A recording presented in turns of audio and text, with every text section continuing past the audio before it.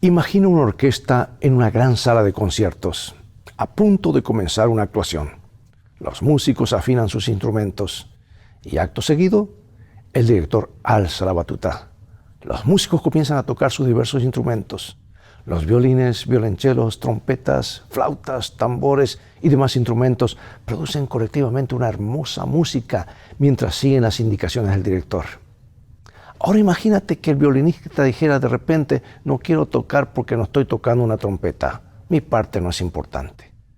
¿O qué pasaría si el percusionista decidiera golpear los tambores o chocar los platillos con mayor fuerza de lo posible, opacando así a todos los demás instrumentos? Esa hermosa armonía se transformaría en un caos. En la orquesta ningún instrumento es innecesario. Cada músico contribuye a la obra maestra. Pero los músicos deben trabajar en conjunto. Si una persona se niega a tocar, la música se resiente. Los músicos no tocan para sí mismos, siguen la dirección del director para crear algo que trascienda su propia individualidad. Y en 1 Corintios 12, Pablo emplea una metáfora diferente para subrayar esta misma verdad. Dice que en la iglesia a cada creyente se le ha otorgado un don espiritual distinto. Algunos dones son más visibles, mientras que otros operan discretamente en segundo plano, pero todos son esenciales. Veamos este tema. Vamos a 1 Corintios 14. En un momento más regresaré.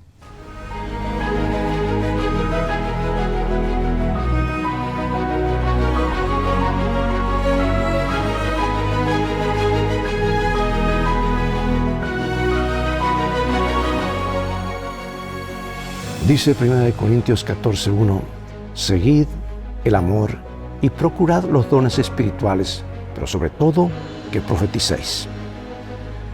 Al igual que el cuerpo humano, la iglesia es una, pero tiene muchos miembros, cada uno con diferentes roles, funciones y diferentes dones. Y empleados con amor, estos dones espirituales promueven un sentido de unidad que refleja el carácter del Dios Trino.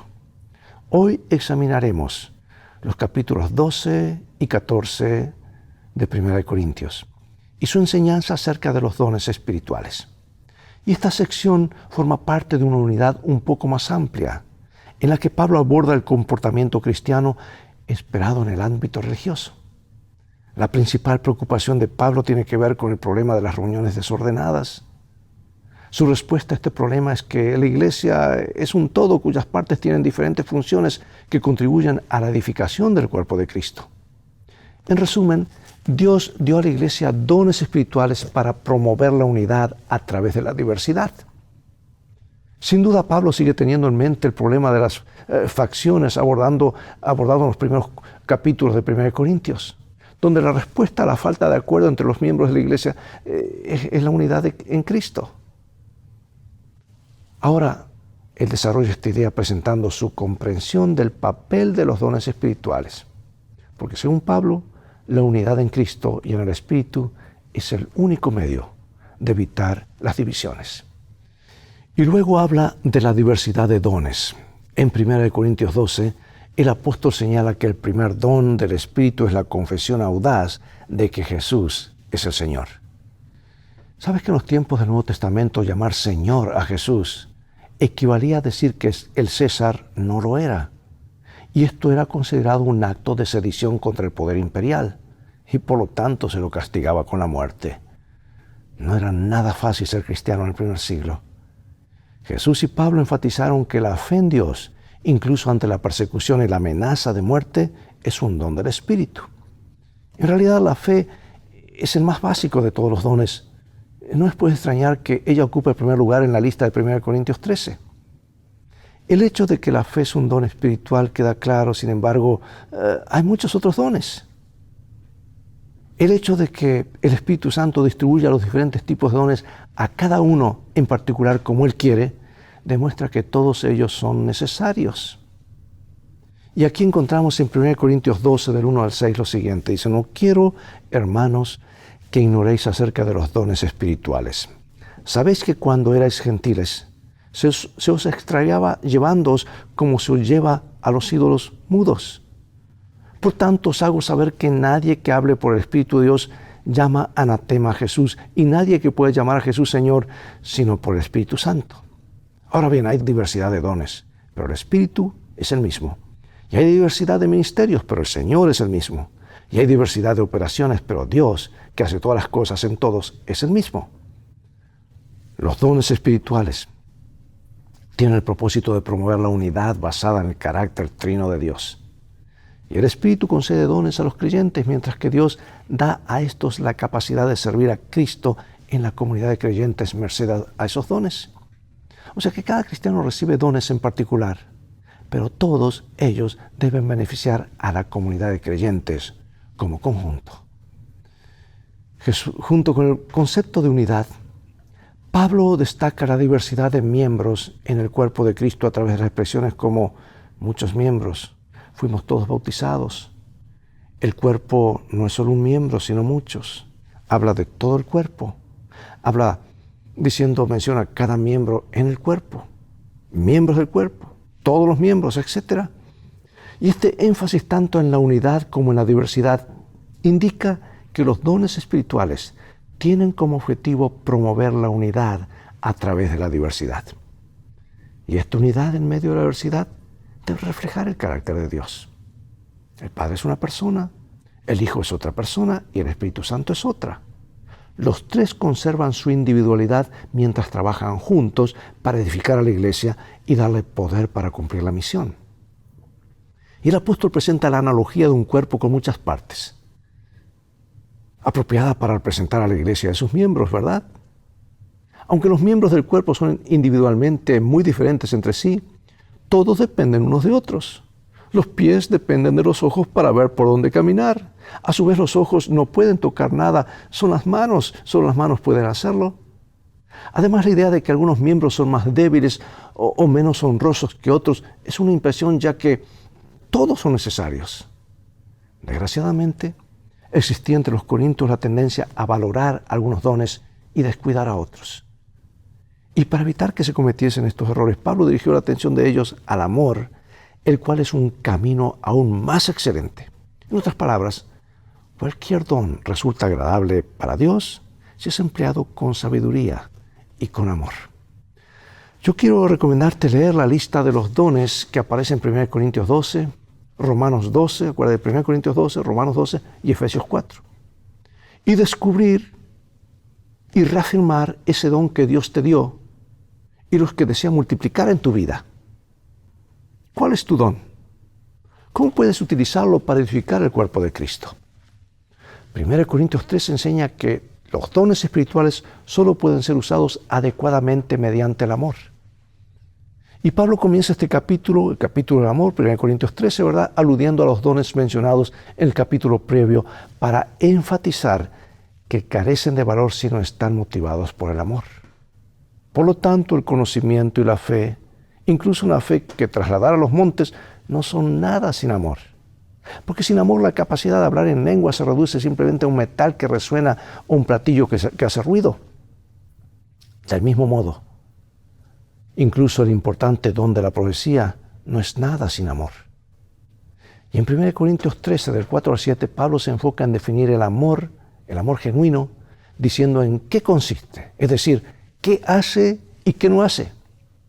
Y los verbos que eligió para caracterizar el amor indican que este no es tanto algo que sentimos como algo que practicamos. En tal sentido, él dice que el amor es paciente, bondadoso, se regocija en la verdad, todo lo sufre o disculpa, todo lo cree, todo lo espera, todo lo soporta. Por el contrario, el amor, dice, no siente envidia, no es jactancioso, no es arrogante o orgulloso. No se comporta de manera grosera, no busca lo suyo, o sea que no es egoísta, no se irrita fácilmente, no guarda rencor, no se deleita en la maldad o injusticia. Este total de 15 verbos proporciona una guía sólida para el comportamiento adecuado en la práctica de estos dones.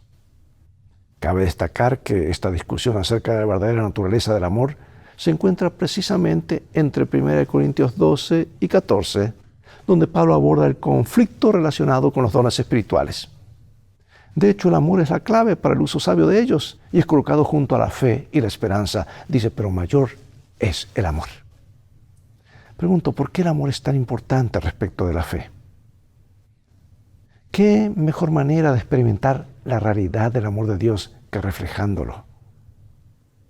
Por su gracia y mediante la oración en nuestras relaciones con los demás. Tenemos que practicar esto. No solamente hablarlo, o leerlo, o mencionarlo. Bueno, ¿qué podemos decir acerca del don de lenguas? En consonancia con la manifestación del don en otras partes de la Biblia, el don de lenguas en 1 Corintios es probablemente la capacidad otorgada por el Espíritu para hablar en idiomas diferentes del propio. Hay muchos en esta congregación, aquí mismo en esta iglesia, que tienen el don de lenguas. Hablan otros idiomas. Y Pablo incluye el don de lenguas en la lista de 1 Corintios 12 y también se refiere a él repetidamente en 1 Corintios 14. De hecho, la palabra griega glosa, quiere decir lengua o idioma, aparece más de 20 veces en 1 Corintios 12 al 14. 15 de ellas en el capítulo 14. Pero además de estas, la palabra griega heteroglosos, o sea, otra lengua, también aparece en 1 Corintios 14. Y este gran número de referencias al don de lengua sugiere que el asunto era de especial interés para Pablo, porque, escucha, el mal uso y el abuso de este don por parte de la iglesia de Corintio causaron desorden y confusión en el culto público. Y él da instrucción con respecto al don de lenguas. Y aquí está en 1 Corintios 14 y en 1 Corintios 12, y dice así el apóstol. Así que quisiera que todos vosotros hablaseis en lenguas, pero más que profetizaseis. Porque mayor es el que profetiza que el que habla en lenguas, a no ser que la interprete, para que la iglesia reciba edificación. Por lo cual el que habla en lengua extraña pida en oración poder interpretarla. ¿Qué hay pues, hermanos, cuando os reunís? Cada uno de vosotros tiene salmo, tiene doctrina, tiene lengua, tiene revelación, tiene interpretación. Hágase todo para edificación. Si habla alguno en lengua extraña, sea esto por 2 o a lo más por 3, y por turno y uno interprete. A otro el hacer milagros, a otro profecía, a otro discernimiento de espíritus, a otro diversos géneros de lengua y a otro interpretación de lenguas. ¿Tienen todos dones de sanidad? ¿Hablan todos lenguas? ¿Interpretan todos? La razón por la cual el don de lenguas debe ir acompañado del don de interpretación es que ellas deben resultar comprensibles. De lo contrario, no hay beneficio alguno para este don. Si a ti te hablan un idioma que nunca has escuchado, no vas a entender nada. A eso se refiere el apóstol. Tiene que ser para edificar. Y esto explica por qué Pablo puso tanto énfasis en la interpretación y la comprensión, o sea, la traducción hoy diríamos. Obviamente no está criticando el don de lenguas en sí, sino como veremos la importancia excesiva que los corintios le atribuían, lo que llevaba a descuidar el don de profecía. Y en este punto es importante señalar que aunque Pablo deseaba que todos los corintios pudiesen hablar lenguas extranjeras, no esperaba que esto sucediera. Por lo tanto, la idea de que todos deben hablar en lenguas antes de reclamar el bautismo del Espíritu Santo es una perversión de la enseñanza de Pablo de 1 Corintios 12 y 14. ¿Hay personas en tu iglesia que hablan otros idiomas? ¿Cómo pueden usar esta habilidad para alcanzar a otras personas para Cristo? ¿Cómo puede este hecho ayudarnos a comprender la verdadera naturaleza de las lenguas a las que se refiere Pablo? El don de profecía ocupa un lugar destacado en la discusión de Pablo acerca de los dones espirituales. Y curiosamente, este don suele ser mencionado antes que el don de lenguas, el cual aparece primero en algunas ocasiones solo para enfatizar su importancia relativa en comparación con el de profecía. Ahora vamos a ver qué dicen estos pasajes acerca del propósito de los dones espirituales en general y del don de profecía. Vamos a ver en Efesios y en 1 Corintios 14. Y él mismo constituyó a unos apóstoles, a otros profetas, a otros evangelistas, a otros pastores y maestros, a fin de perfeccionar a los santos para la obra del ministerio, para la edificación del cuerpo de Cristo, hasta que todos lleguemos a la unidad de la fe y del conocimiento del Hijo de Dios, a un varón perfecto, a la medida de la estatura de la plenitud de Cristo. Pero el que profetiza habla a los hombres para edificación, exhortación y consolación. El que habla en lengua extraña, a sí mismo se edifica, pero el que profetiza, edifica a la iglesia. O sea que el don de profecía tiene como objetivo edificar, exhortar y consolar. Y esto sugiere que la profecía no se refiere tanto a predecir el futuro como a la manera apropiada de vivir en el presente. El más grande profeta mencionado por Jesús, Juan el Bautista, nunca dijo una profecía, pero dio un mensaje claro para esa época. Y aquí Efesios 4 señala que los dones espirituales no cesarían en la era apostólica, sino que estarían presentes hasta el fin. Sin embargo, si alguien afirma ser profeta, debe ser evaluado según las Escrituras. Y en términos generales, deben cumplirse 4 reglas. Primero, las profecías o predicciones anunciadas por la persona deben cumplirse, 100%, no el 80 ni el 90%. Segundo, el mensaje debe concordar o estar en armonía con el de los profetas anteriores. Si no, es un falso profeta. Tercero, la vida o conducta de la persona debe demostrar un compromiso con Cristo. Porque hay muchos hoy que llaman profetas, pero no tienen ninguna relación con la Biblia ni el cristianismo. Y cuarto, Jesús dijo que los falsos profetas serían reconocidos por sus frutos. Y esto también se aplica a los verdaderos profetas. El libro de Apocalipsis indica que el don de profecía es una característica distintiva de la iglesia remanente. Y como adventistas del séptimo día, creemos que este don fue otorgado a Elena de White y que se pone de manifiesto en sus escritos. ¿Cuáles son las razones que tenemos para creer en el don profético de Elena de White? Mira, hermano, Jesús lo profetizó. Y ella cumple con todos los requisitos de un profeta y surge en el momento indicado por Dios. Porque la iglesia tiene 2 características. Guarda los mandamientos de Dios y tiene el don de profecía. Tiene muchas más, pero esas 2 sobresalen en el tiempo final. Y ahora, amados, queremos decir que nuestra tendencia humana es jerarquizar los dones que Dios ha otorgado a la iglesia como el cuerpo de Cristo. Y Pablo ahora introduce la metáfora del cuerpo y sus miembros para ayudar a sus lectores a centrarse en la unidad y la misión. Los miembros del cuerpo, escribe, no pueden sobresalir por sí solos. De hecho, ni siquiera pueden sobrevivir de manera independiente. El ojo necesita el párpado, la cabeza necesita del cuello, el pie necesita las piernas y todo depende del corazón para recibir suficiente oxígeno y sangre, ¿verdad? Así que basándose en 1 Corintios 12, trata de analizar y preguntar en tu clase, en tu grupo, ¿cómo podemos aplicar la metáfora paulina del cuerpo a la realidad de nuestra iglesia, marcada por programas que compiten entre sí y prioridades divergentes? ¿Qué opinan de la idea de que Dios desea ver un cuerpo y no solo miembros aislados en su iglesia? ¿Qué mensaje transmite la metáfora de la iglesia como cuerpo de Cristo a las personas que viven en el siglo XXI? ¿Cuáles serían los mejores criterios para evaluar los dones espirituales y su importancia para la iglesia? ¿Cómo podemos descubrir nuestros propios dones en el contexto de la misión de la iglesia?